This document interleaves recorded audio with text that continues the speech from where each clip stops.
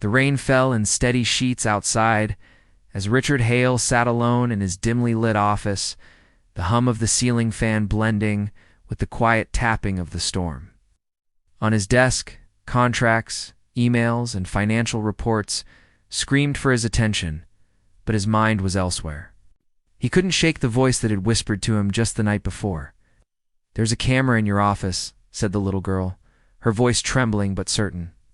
Just before she slipped away into the darkness of the hallway, that voice haunted him. Richard was the CEO of Hale Enterprises, a multi-million-dollar firm known for its ruthless corporate culture. Employees came and went like the changing tides. No one stayed long enough to grow roots. He wasn't the type to get emotionally involved with his staff. Loyalty was measured in numbers and deadlines met. It's not in friendships or trust. But that night, the voice of Emily, the janitor's daughter, cut through his fortress of cold professionalism. The mysterious whisper Amelie was no more than 8 years old, a quiet child who often accompanied her mother during late-night cleaning shifts. Richard rarely noticed her before, too consumed by quarterly goals and investor calls. But that night, something made her speak. And when a child speaks, they speak the truth. Richard spent the rest of the night searching his office. He tore apart vents, lifted ceiling tiles, even scanned the room with a security sweeper. Finally, hidden beneath the corner of his mahogany bookshelf, he found a tiny camera. It's no larger than a button. It wasn't part of the company's official surveillance. The painful discovery is shaken. Richard took the device to his IT department, only to be met with hollow reassurances. But when he pulled rank and demanded the truth, the horrifying reality surfaced. Someone within his own leadership team had planted it. Worse, this wasn't an isolated incident. Weeks of footage had been recorded, private conversations, confidential strategies, even personal moments of vulnerability. But it wasn't just corporate espionage. When Richard demanded access to the footage, he discovered something much darker. Employees in lower ranks, interns, clerks, custodians, had been mistreated, belittled, even blackmailed. His trusted executives laughed at the struggles of single mothers, ridiculed junior staff for their stutters, and set impossible deadlines just to watch them fail. And the worst part? Richard had been blind to it all. The turning point for the first time in his career, Richard saw his empire not as a beacon of success, but as a breeding ground for cruelty. His gut twisted as he watched footage of Emily's mother being mocked behind her back for cleaning the CEO's office like a servant. By the very people Richard had hired and trusted, Richard couldn't sleep that night. He walked the empty corridors of his company, passing motivational posters that now felt like hollow lies. And in that silence, Richard made a decision that would change everything.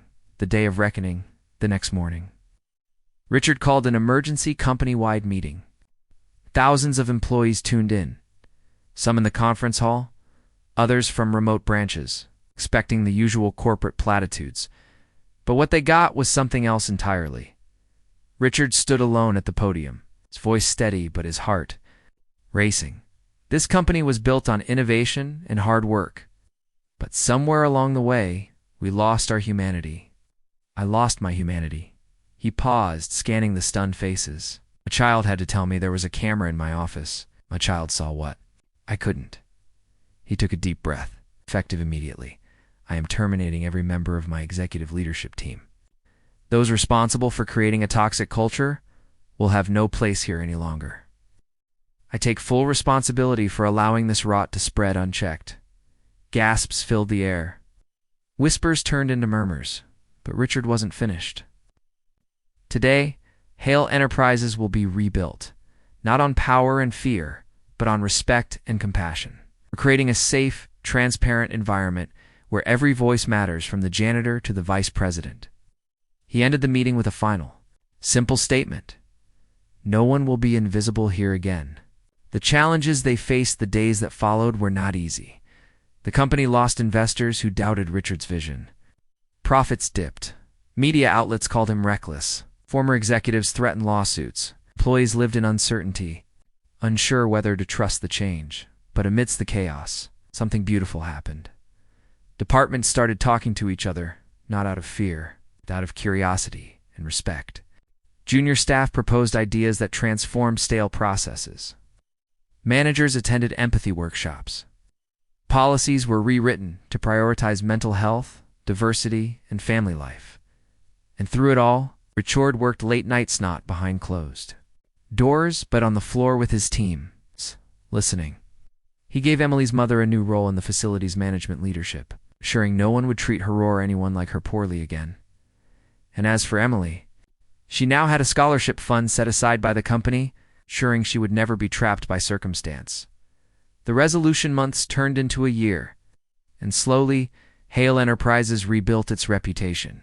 It's not as the most ruthless firm in the industry, but as one of the most ethical, innovative, and human-centered workplaces in the business world.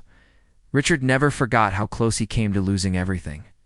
Not because of market forces or competitors, but because of arrogance and blindness, and he never forgot the courage of a little girl who dared to speak truth to power, the inspiring message in the end. What saved Hale Enterprises wasn't a brilliant business strategy or a miracle investor. It was honesty, compassion, and the courage of one small voice.